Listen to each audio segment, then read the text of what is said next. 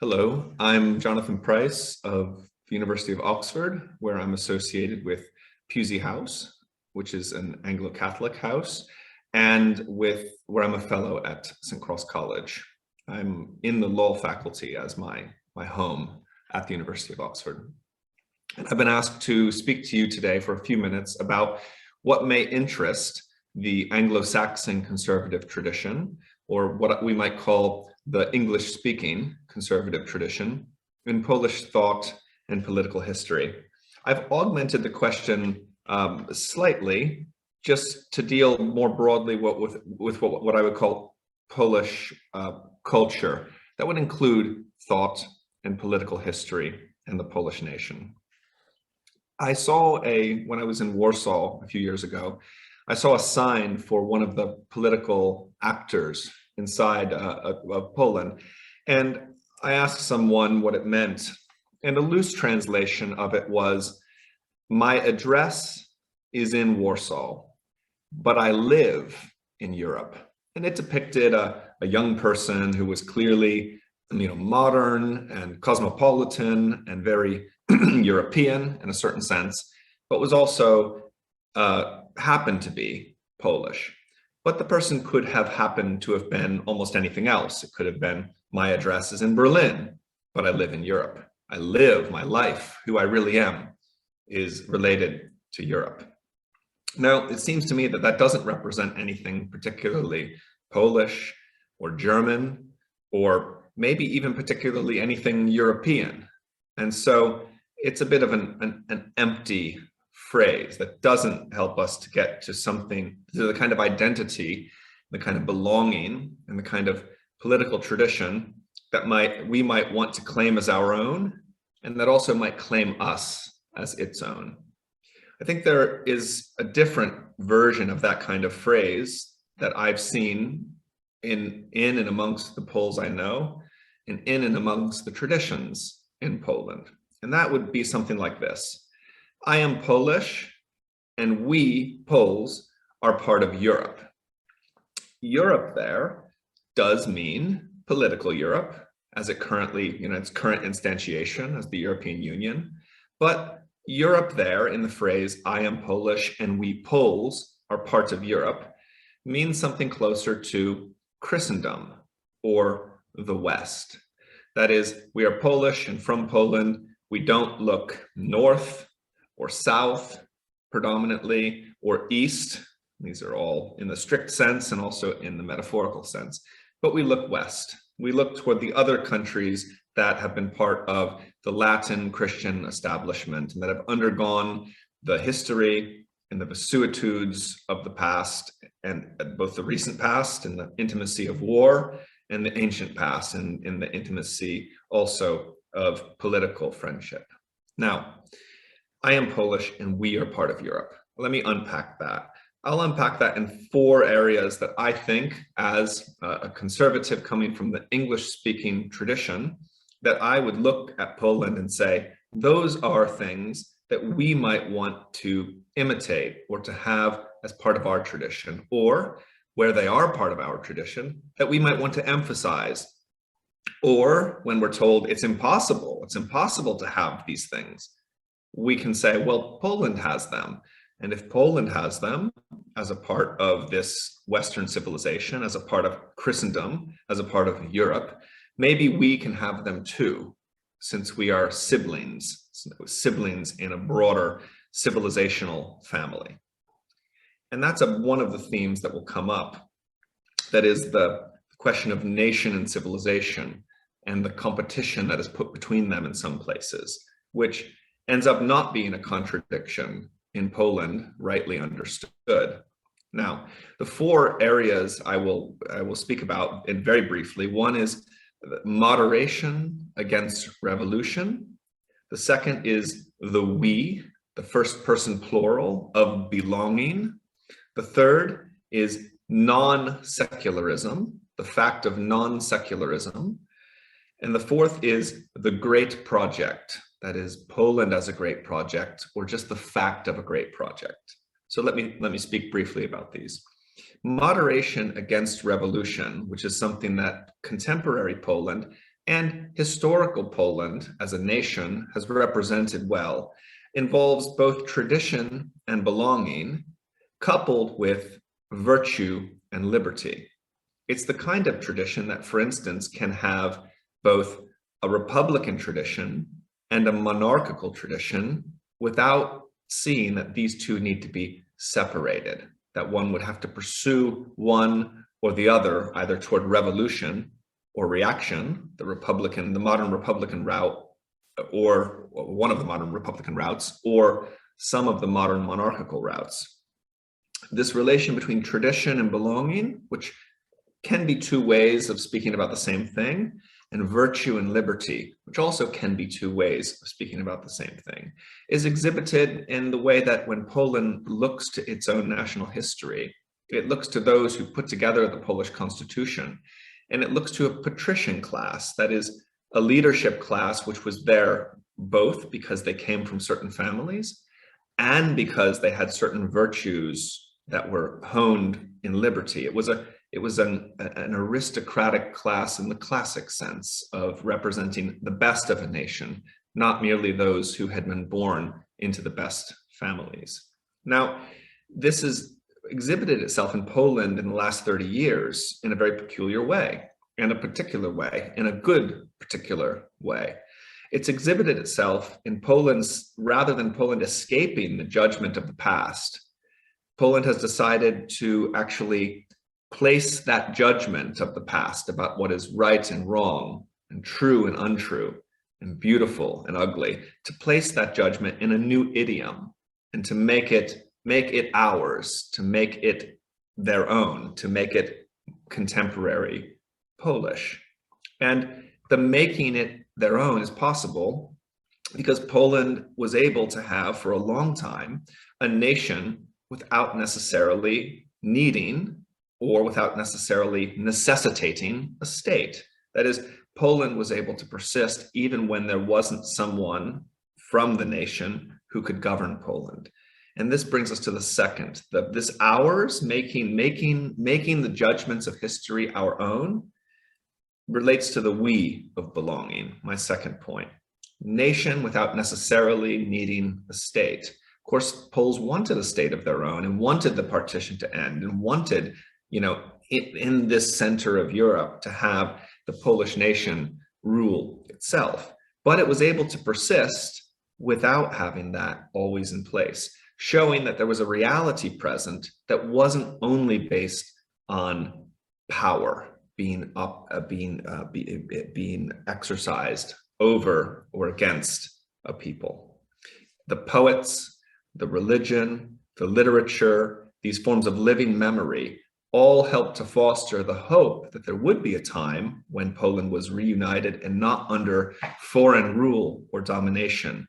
But the fact of the nation without a state over it allowed Poland to develop an identity, which is in some ways, it's perhaps not, it's not unique. There are a few other peoples who've had this throughout human history, but I think it's unique in this part of Europe, and it's a testament to the rest of us that you can have a strong nation without exhibiting the ugly traits of nationalism. And it situates Poland well to enter into the modern world of nation states because it's able to have an authentic national identity, which isn't committed directly to the politics that are in front of it. It can be an independent national identity. Now, that relates to part of the national identity, which I think is the most particular and peculiar to Poland as a large nation in Europe today. And that is its religion and the religiosity that still persists, the dedication. It's a very Catholic nation, of course, with in places large enough Protestant minorities, and in some places the persistence of the historical place that Judaism held within Poland, and the large place that Judaism held within Poland. But the main line of Polish national identity involves Roman Catholic identity. Now, this has been able to be held in a way that it's a religion without resorting to bigotry. it's been able to be modern and to be a modern Christian religion without, on the other side, moving more and more towards secularism. So the religion is present without bigotry, and it is modern without becoming secularist. There's only a few other places in the modern world that have been able to pull off that trick, and it stands against the thesis that to be modern is to be wholly secular, by which I mean wholly this worldly, wholly focused on the things of this world. Now, Poland, as a non-secularist Christian nation that has persisted for long periods of time without being able to govern itself wholly as the Polish nation, that brings together tradition and belonging, virtue and liberty and its self-identity, has been able to do something very modern, and that is have itself as a project. And it's been able to try to do this convincingly. There's even a very nice yearly program that celebrates this Poland the Great project that goes on in Warsaw each year. But the larger point is that, you know, to have a project, Remy Brog, the philosopher, the Professor Brog, talks about the project as a uniquely modern thing, because in the ancient world, who you were, in the pre-modern world, much of who you were was given and it was ascribed to you, just like my name and my baptism and my place and a great chain of being between the highest level where God is to the lowest level where the inanimate objects are. I would situate myself there. And part of to be modern is to find oneself less situated or unsituated. And then what one needs to do is to throw oneself into the world and try to make or to find or to become something. That is, one's identity is formed by one's action in the world. So the modern world rewards this type of activity, throwing oneself into the world. Now, it helps, actually, and this is something Professor Brog doesn't necessarily touch upon, it helps in the modern world if one has a more ancient identity that one can use as the core of this project. And Poland, as a nation that emerged early on with a great constitutional tradition that it wasn't able to realize for much of the modern age, is now in a position when we're moving past modern ideas and ideals, that it's still able to continue throwing itself into the world in an authentic way. Poland is able to appeal to its religious tradition, to its national identity, to its linguistic heritage, to its continued representation of itself to the world as a modern project. That's not something that many other nations are able to do.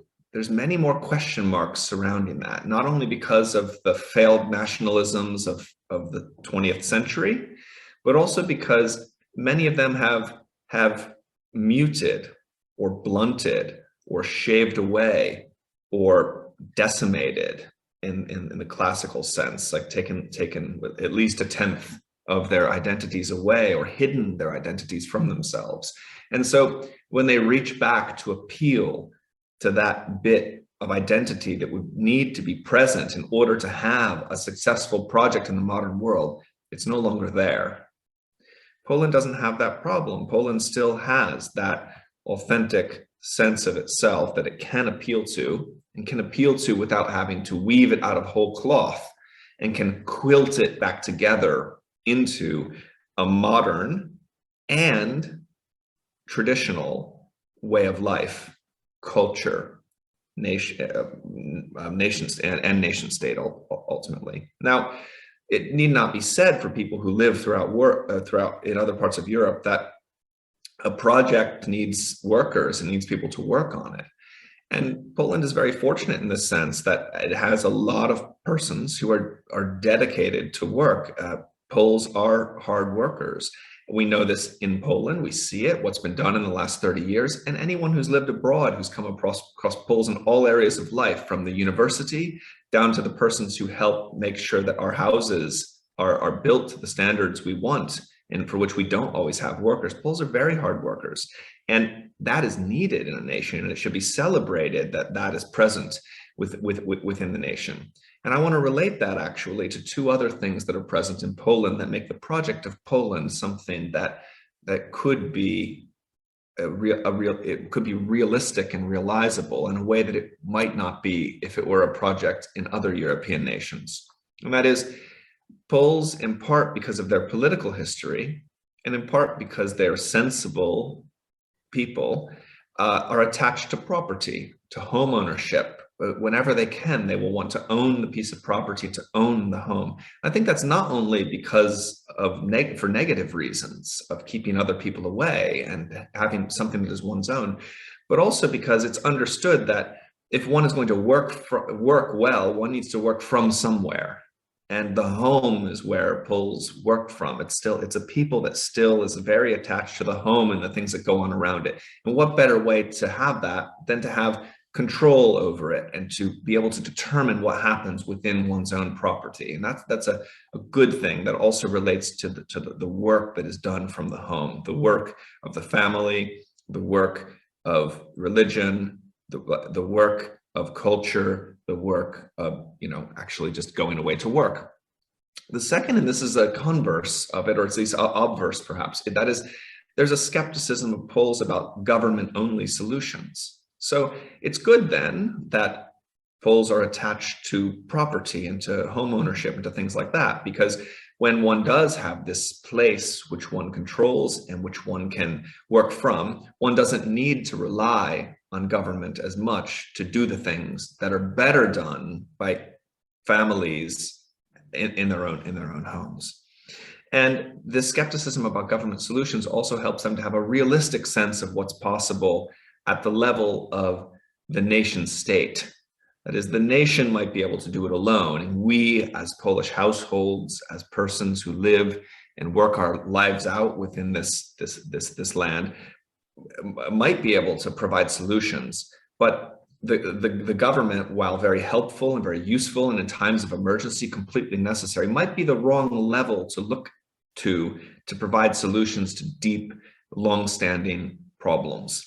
Now, again, just coming back around to the beginning, the fact that it's a place where virtue and liberty are seen as two sides of the same coin rather than in competition, that is what virtue demands of us and what liberty demands of us, that it's a place where tradition and belonging, that is what is asked of me and what I understand to be responsible to do, are also not seen as opposing forces, but as drawing toward the same conclusion. The fact that these are still real possibilities present within the Polish cultural, political, social, and institutional space, not to mention, I can't see into other people's heads, but I'm imagining within the minds and the hearts of Poles, means that when we, English-speaking conservatives, look toward Poland, we can look at an example in at least these four ways that I've brought up: moderation against revolution,